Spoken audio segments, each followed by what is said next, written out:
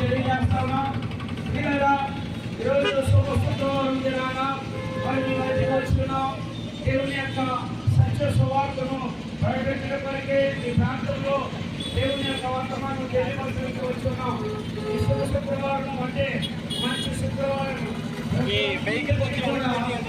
శుక్రవారమై ఉన్న దినమైనట్టుగా సర్వమానవుల యొక్క పాపములను యేసుక్రీస్తు వారు ఖండిత గర్భంలో జన్మించి 33 సంవత్సరాల పూర్ణాలు జీవించి మానవులందరి కొరకు ఇదే దినాన ఈ శుభ శుక్రవారం దినాన సర్వమానవాళి వరకు తన నిష్కలంకమైన రక్తాన్ని సిద్ధించి తన ప్రాణాలను పెట్టి మానవులందరి కొరకు బలైపోయిన దేవుడు ఎవరైనా ఉన్నారంటే అది ప్రభువైన యేసుక్రీస్తు వారు మాత్రమే మీకు ప్రేమపూర్వకంగా తెలియపరుస్తాను.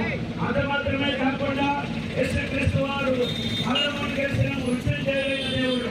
ఈ లోకంలో అనేకులు మరణించారే కానీ లేకపోలేదు. కానీ మా ప్రభువైన యేసుక్రీస్తు వారు మాత్రం మరణమును గెలిచిన మృత్యుంజయుడైన దేవుడే ఇవ్వాలని ఈ సమయంలో తెలియజేస్తాను.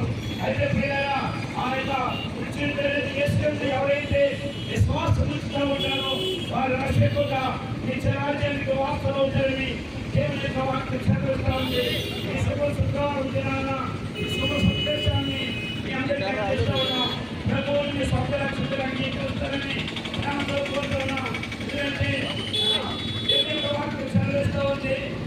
చెప్తూ ఉన్నారు, నేనే మార్గము, నేనే సత్యము, నేనే జీవము, నా ద్వారానే తప్ప ఎవరు పరలోకాన్ని సందర్శించుకోవాలని ప్రభువైన యేసుక్రీస్తు వారు తెలియపరుస్తున్నారు. కనుక ఆ యేసు ప్రభువుకు విశ్వాసం నుంచి ఈ పాపం నుంచి శాపం నుంచి విడుదల పొందుకుంటారని, మరి అదేవిధంగా నరకాన్ని రక్షించుకుంటారని, పరలోక ధన్యత పొందుకుంటారని ప్రేమతో కోరుతున్నాను.